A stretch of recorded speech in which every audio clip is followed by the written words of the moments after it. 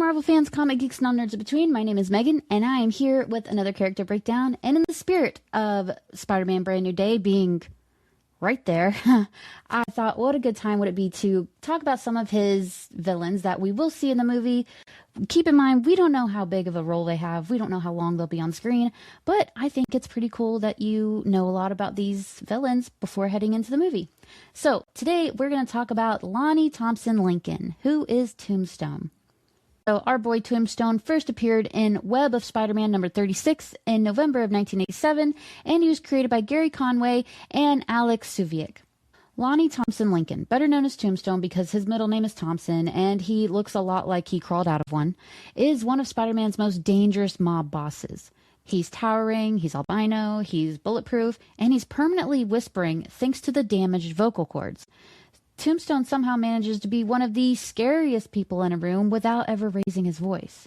Back in Harlem High, Tombstone was a lonely delinquent with filed down shark teeth, a broken nose, and a growing side hustle in extortion.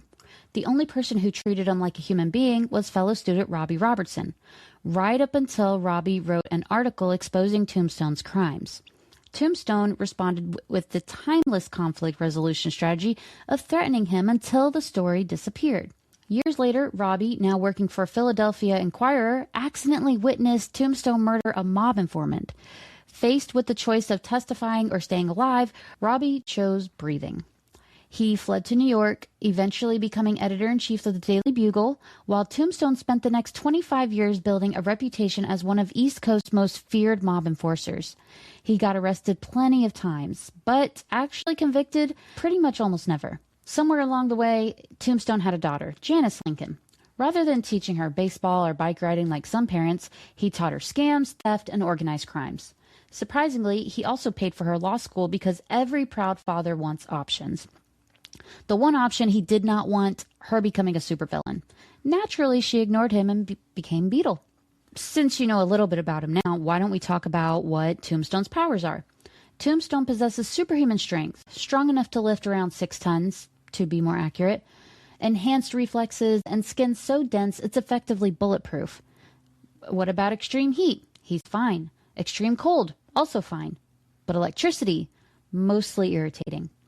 He's also an expert marksman, a brutal street fighter, and has an unsettling preference for strangling people. His biggest headaches are Spider-Man and Daredevil, who have made a career out of ruining his criminal enterprises and sending him back to prison. Tombstone's longest-running feud, though, is with Robbie Robertson.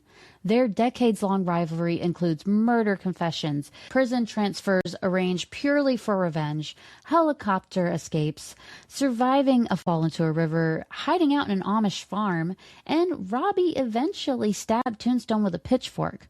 It's somehow one of Marvel's more grounded rivalries. While working for Hammerhead, Tombstone was accidentally exposed to the mutagenic chemical Diox-3, making him even stronger, even faster, heavier, and giving him skin cold as ice and hard as marble. Instead of getting mad about it, he actually thanked Robbie for accidentally causing the accident, then immediately beat up Hammerhead and stole his gang. This is what we call growth. Over the years, Tombstone has worked for or alongside just about every major crime boss in Marvel, including Kingpin, Hammerhead, The Hand, Hood, Chameleon, Norman Osborn, and the Magia. He's also joined groups like Sinister 12, though his real career goal has always been replace whoever is currently in charge. Loyalty is not exactly his thing.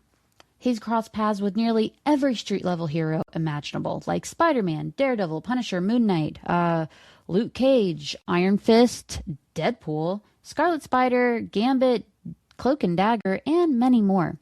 Whether he's running drug operations or kidnapping people, blowing up mob meetings, or trying to become New York's next kingpin, someone eventually punches him through a wall.